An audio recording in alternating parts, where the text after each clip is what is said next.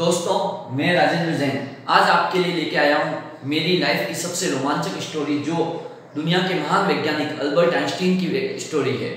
यह स्टोरी जब हम रीजनल कॉलेज में पढ़ते थे तो हमारे प्रिंसिपल सर ने हमें सुनाई थी, और आज इस कहानी का आलम यहाँ तक है कि मैं जब भी कहीं पे साइंस सेमिनार में जाता हूँ या कोई क्विज आयोजित करवाने जाता हूँ, जिला स्तर की क्विज करवाते हैं, तब भी मैं उन स्टूडेंट्स को सभी को यह कहानी जरूर सुनाता हूँ। महान वैज्ञानिक अल्बर्ट आइंस्टीन की आईक्यू के बारे में कहा जाता है कि वह लगभग 160 से 80 के बीच थी। आज के जमाने में यदि किसी की आईक्यू 130, 135, 140 भी होती है तो हम कहते हैं अरे वो बहुत इंटेलिजेंट है। तो आप सोच सकते हैं कि उनकी आईक्यू जब इतनी थी तो वो कितने इंटेलिजेंट रहे होंगे। उन्होंने 1915 में अपना एक महत्वपूर्ण सिद्धांत दिया था, सापेक्षिकता का सिद्धांत, जिसे थ्योरी ऑफ रिलेटिविटी भी कहते हैं, थ्योरी ऑफ रिलेटिविटी। और इसी सिद्धांत के कारण दुनिया भर में यह मांग उठने लग गई कि इन्हें नोबेल पुरस्कार दिया जाए, और 1921 में उन्हें इसी थ्योरी ऑफ रिलेटिविटी के लिए नॉमिनेट किया गया नोबेल पुरस्कार के लिए। परंतु क्योंकि वे धर्म से यहूदी थे और उस समय यहूदियों का विरोध चल रहा था, और साथ ही साथ कई वैज्ञानिकों को उनकी यह सिद्धांत, यह रिलेटिविटी थ्योरी समझ में भी नहीं आई थी, तो उनका विरोध हुआ और कहीं ना कहीं उनको नोबेल पुरस्कार नहीं दिया गया, उन्हें उससे रोक दिया गया। परंतु फिर भी उनके लगातार जो आविष्कार किए जा रहे थे तो पुनः मांग उठती गई, और 1922 में अंततः यह निश्चित किया गया नोबेल कमेटी के द्वारा कि उन्हें नोबेल पुरस्कार दिया जाए। और वह नोबेल पुरस्कार, सबसे बड़ी बात, उसके बावजूद भी उन्हें थ्योरी ऑफ रिलेटिविटी के लिए नहीं दिया गया, बल्कि उनके फिजिक्स थ्योरी और साथ ही फोटो इलेक्ट्रिक इफेक्ट, इन दो कंट्रीब्यूशन के लिए उन्हें नोबेल पुरस्कार दिया गया। और उसमें भी बता दूं, बहुत ही अधिक रोचक बात, कि वो नोबेल पुरस्कार के समय पर जब उन्हें दिया जाना था दिसंबर में, तब वे वहां उपलब्ध नहीं थे, और जर्मनी के राजदूत ने उनके स्थान पर वह नोबेल पुरस्कार ग्रहण किया था। तो अंततः 1922 में उन्हें नोबेल प्राइज मिला, और जैसे ही नोबेल प्राइज मिला तो उन्हें डिफरेंट यूनिवर्सिटी से, कॉलेज से बुलावा आने लगा, देश विदेशों के सारे कॉलेजों से, यूनिवर्सिटी से बुलावा आने लगा कि वे अपनी थ्योरी ऑफ रिलेटिविटी और उनके द्वारा की गई महान खोजों के बारे में बताएं, और उन्हें भी कहीं ना कहीं बच्चों को प्रोत्साहित करें। जिस तरह से हम जानते हैं कि जैसे इंडियन टीम अभी हाल ही में ऑस्ट्रेलिया को उसी के घर में हरा के लौटी, तो उस समय जो कप्तान अजिंक्य रहाणे थे, उनका रेड कारपेट बिछाकर स्वागत किया गया ढोल नगाड़ों के साथ, यानी बहुत अधिक स्वागत किया गया। या हम पिछले ओलंपिक की बात करें तो जब पीवी संधू रजत पदक जीतकर आई थी बैडमिंटन में, तब उसका भी बहुत अधिक स्वागत किया गया। कई जगह से उनके लिए बुलावे आने लगे, और कई खेल मंत्रियों ने उनको सम्मानित किया, उनके लिए जमीन भी दी गई, कई तरह के पुरस्कार राशि की घोषणा की गई। यानी हम सभी जानते हैं कि सफलता जो होती है ना, उसके कई रिश्तेदार होते हैं, और असफलता हमेशा अनाथ होती है। सफलता के कई रिश्तेदार, असफलता अनाथ होती है। जैसे हम जानते हैं कि हमारे भी कोई रिलेटिव अगर बहुत अधिक सफल व्यक्ति है तो हम कहते हैं अरे वो मेरे मौसी का, बुआ का लड़का है, ऐसा कुछ ना कुछ कहते हैं, उससे अपना संबंध निकाल लेते हैं। और यदि असफल व्यक्ति है तो नजदीकी व्यक्ति, रिश्तेदार भी होते हैं, तो उनसे हम कन्नी काटते हैं। तो इसी तरह उन्हें भी कई यूनिवर्सिटीज, कॉलेज से बुलावा आने लगा, और वे जगह जगह पर जाने लगे। अब जब भी वे जाते तो अपनी गाड़ी लेके जाते, जो अपनी प्राइवेट गाड़ी, कार थी, उसको साथ लेके जाते, साथ में उनके ड्राइवर भी चलता था। और कहते हैं कि जितने भी बड़े व्यक्ति होते हैं ना, उनके सारे राज ड्राइवर्स के पास होते हैं। अब ये ड्राइवर जब भी उनके साथ जाता कहीं भी मीटिंग अटेंड करने, तो वो अपना टाइम पास करने के लिए, क्योंकि उस समय मोबाइल तो होते नहीं थे, तो अपना टाइम पास करने के लिए पीछे ही बैठ जाया करता था और उनके सारे लेक्चर्स को सुनता था। आखिरकार वो सुनते सुनते उसे सारे ही लेक्चर लगभग याद हो गए थे, और अंत में वापस प्रश्नोत्तर होते, लोग उनसे सवाल जवाब पूछते, तो उन सारे सवालों के जवाब भी वो सुनता था और समझता था, कुछ ना कुछ कोशिश करता था।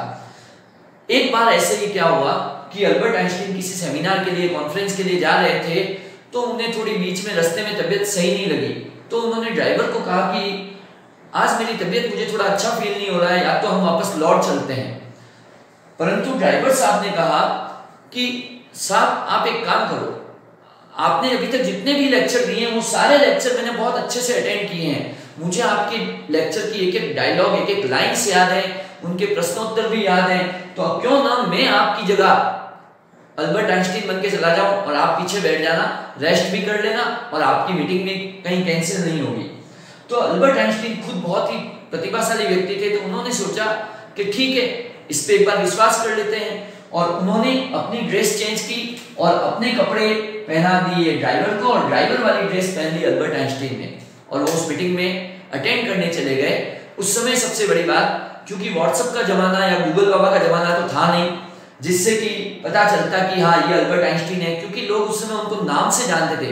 अब विदेश वाले लोग कोई उनको शक्ल से तो जानते नहीं थे सभी जने, तो वो जहाँ मीटिंग में अटेंड करने जा रहे थे वहां भी उन्हें कोई शक्ल से नहीं जानता था, सिर्फ सभी उनके नाम से ही जानते थे। और उस समय मोबाइल के थ्रू कोई फोटोज नहीं भेजे जाते थे, उस समय तो तार जाते थे, चिट्ठियां जाती थी जिसमें सिर्फ रिटर्न में होते थे, फोटो वोटो इधर उधर जाना बहुत मुश्किल बात होती थी।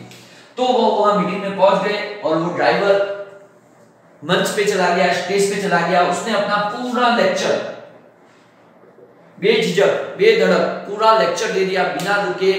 अब आपको पता होगा, जैसे आपने अगर 3 इडियट पिक्चर देखी होगी, तो 3 इडियट में एक था वायरस, वायरस का नाम आपने सुना होगा 3 इडियट पिक्चर में, और वो वायरस वही वीरू सहस्त्रबुद्धे जो आरसी कॉलेज का प्रोफेसर प्रिंसिपल था। और साथ ही साथ उस पिक्चर में एक और सबसे बड़ी बात, उसमें ये कैंडिडेट भी था, ये किरदार था मिलीमीटर, जिसका पूरा नाम था मनमोहन, और बाद में जब पिक्चर एंड होती गई तब वो जाके मिलीमीटर कहता है कि अब मैं सेंटीमीटर बन चुका हूं। वह मिलीमीटर वहां पे क्या करता था कि कॉलेज में हॉस्टल में लोगों के जो भी स्टूडेंट्स होते थे उनके सारे काम करता था, वहां एक तरह से नौकरी करता था। तो जब भी फर्स्ट ईयर की क्लासेज होती थी तो फर्स्ट ईयर की फर्स्ट क्लास के समय वायरस आता था और वो उनके लिए कुछ अंडे लेके आता, और फिर उस मिलीमीटर को बोलता कि सभी स्टूडेंट्स को नीचे बुला के ले आओ। तो वो मिलीमीटर वहां क्लासेज में जाता, बाहर कमरों के बाहर जाता, चिल्लाता कि वायरस आ गया है अंडे लेकर, और सारे फर्स्ट ईयर वाले बच्चों को नीचे बुलाया है। फिर वो बच्चे वहां इकट्ठे होते, तब वायरस एक बड़ा सा डब्बा खोलता जिसमें बहुत सारे फॉर्म होते थे, और वो उन फॉर्म को यहां बिखेर के फिर कहता कि डियर स्टूडेंट्स, हर साल यहां आरसीई में 4 लाख फॉर्म आते हैं और उनमें से सिर्फ 200 सेलेक्ट होते हैं, और उन 200 में से हैं आप। और अगर आपने पिक्चर को ध्यान से देखा हो तो यह मिलीमीटर पीछे प्रेस कर रहा होता है, और प्रेस करते करते ही वही डायलॉग दोहराता है कि स्टूडेंट्स, हर साल यहाँ 4 लाख फॉर्म आते हैं और उनमें से केवल 200 स्टूडेंट सेलेक्ट होते हैं, और उनमें से हैं एक आप। ऐसा क्यों? क्योंकि वो इतने सालों से वहां काम कर रहा था, तो हर साल वायरस के डायलॉग्स फिक्स थे तो उसे याद हो गए थे। ऐसे ही उस ड्राइवर को भी अल्बर्ट आइंस्टीन के सारे ही डायलॉग याद हो गए थे, तो उसने वहां वो गया और पूरा का पूरा लेक्चर बेधड़क बेझिझक दे दिया। देने के बाद एज यूजुअल वहां भी वही बात हुई कि वहां क्वेश्चनेयर हुआ, क्वेश्चन आंसर्स पूछे गए, तो एक एक करके वो सारे प्रश्नों के जवाब देता गया और अच्छे से देता गया। लगभग मीटिंग अंत ही होने वाली थी, एंड होने वाली थी, तो उसी समय एक व्यक्ति और खड़ा होकर पूछता है कि सर एक अंतिम प्रश्न। वह प्रश्न थोड़ा टफ था, वो प्रश्न इतना आसान नहीं था, और उसने ड्राइवर ने मन में सोचा कि यार ये प्रश्न तो पहली बार सामने आया है, अब इसका जवाब तो मुझे आता नहीं है, पर इसे ही कहते हैं सूझबूझ या हाजिर जवाब। तो उसने कहा, बिना घबराए उसने हाथों हाथ ये कहा कि अरे इतना इजी सवाल पूछ रहे हैं, ये सवाल का जवाब तो मेरा ड्राइवर भी दे सकता है। और पीछे से उसने अपने ड्राइवर को, यानी जो वास्तव में अल्बर्ट आइंस्टीन थे, उनको स्टेज पे बुलाया। आइंस्टीन स्टेज पे आए, उन्होंने उस प्रश्न का जवाब बिल्कुल सही दे दिया, और उसके बाद बहुत सारी तालियां बजी और लोगों ने कहा कि अरे जो अल्बर्ट आइंस्टीन खुद इतने होशियार है तो उनका ड्राइवर भी इतना होशियार है। और इस तरह से उन्होंने अपनी सूझबूझ से एक अच्छा परिचय दिया। इस स्टोरी के मॉरल क्या क्या हो सकते हैं वो भी बहुत इंपॉर्टेंट बात है, ध्यान से सुनना। मॉरल, सबसे पहला moral, practice makes a man perfect. या जैसे हिंदी में एक कहावत है, करत करत अभ्यास के जड़मति होत सुजान, रसरी आवत जात है सिल पर पड़े निशान। यानी जब वो कुएं के यहाँ पे पानी खींचने जाते हैं तो उस रस्सी के भी निशान उस शिला पर पड़ जाते हैं। यानी बार बार प्रैक्टिस करेंगे तो आदमी परफेक्ट होता जाएगा। जब से व्हाट्सएप शुरू हुआ था, मैंने जब इंस्टॉल किया था, तब से मैंने मेरी डीपी का जो टैग लाइन होता है, स्टेटस होता है, वह यही लाइन डाल रखी है, पर इसमें भी मैंने एक मॉडिफाई कर रखा है perfect practice makes a man perfect. तो यही इसका पहला मॉरल है। जिस तरह से ड्राइवर ने एक तरह से प्रैक्टिस ही की थी, क्योंकि वो हर लेक्चर में पीछे बैठता था, उसको ध्यान से सुनता था, तो वही उसकी प्रैक्टिस थी। तो इसी तरह से यदि आप प्रैक्टिस करोगे तो जरूर परफेक्ट बनते जाओगे। दूसरा मॉरल हमें इस स्टोरी से ये भी मिलता है, किसी भी व्यक्ति को कभी छोटा नहीं समझना चाहिए, और कोई व्यक्ति छोटा हो तो भी उसे कहीं ना कहीं अपना मौका देना चाहिए, उसको प्रतिभा को सिद्ध करने का, क्योंकि हो सकता है उसमें भी कई प्रतिभाएं छिपी हो। इसी तरह कहते हैं ना, जैसी संगत वैसी रंगत। यदि आपकी संगत अच्छी होगी, आपके दोस्त अच्छे होंगे, तो आप भी अच्छे होंगे। और इसीलिए मम्मी पापा हमें हमेशा कहते हैं कि हमेशा होशियार लोगों का साथ करना चाहिए, तो हम भी कुछ ना कुछ तो होशियार होंगे। या जिसे हिंदी में भी कहावत है, कोयले की दलाली में हाथ काला। अगर कोयले का काम करोगे तो हाथ काले ही होंगे। इसी तरह से अच्छे लोगों का साथ करोगे तो निश्चित रूप से आपका भी कुछ ना कुछ अच्छा होगा।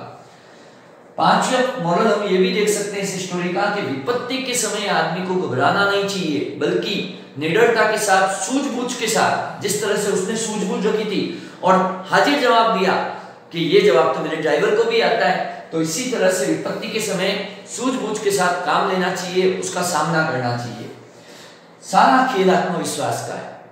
यदि आप में सेल्फ कॉन्फिडेंस है तो आप निश्चित रूप से समस्या को हल कर लेंगे, इसमें कोई दो राय नहीं है। और अंतिम बात कहें जिसे, मन के जीते जीत है, मन के हारे हार। यानी सारा खेल फिर वही सेल्फ कॉन्फिडेंस का है, मन का है, कि आप क्या सोचते हैं। आप अगर सोचेंगे कि मैं ये कर लूंगा तो निश्चित रूप से कर लेंगे, और आप सोचेंगे मैं ये नहीं कर सकता तो कभी नहीं कर सकते। इसलिए हमेशा पॉजिटिव सोचें। और इसी के साथ मैं अपनी स्टोरी समाप्त करूंगा। अगर आपको अच्छी लगी हो तो प्लीज बताएं और लाइक करें। धन्यवाद।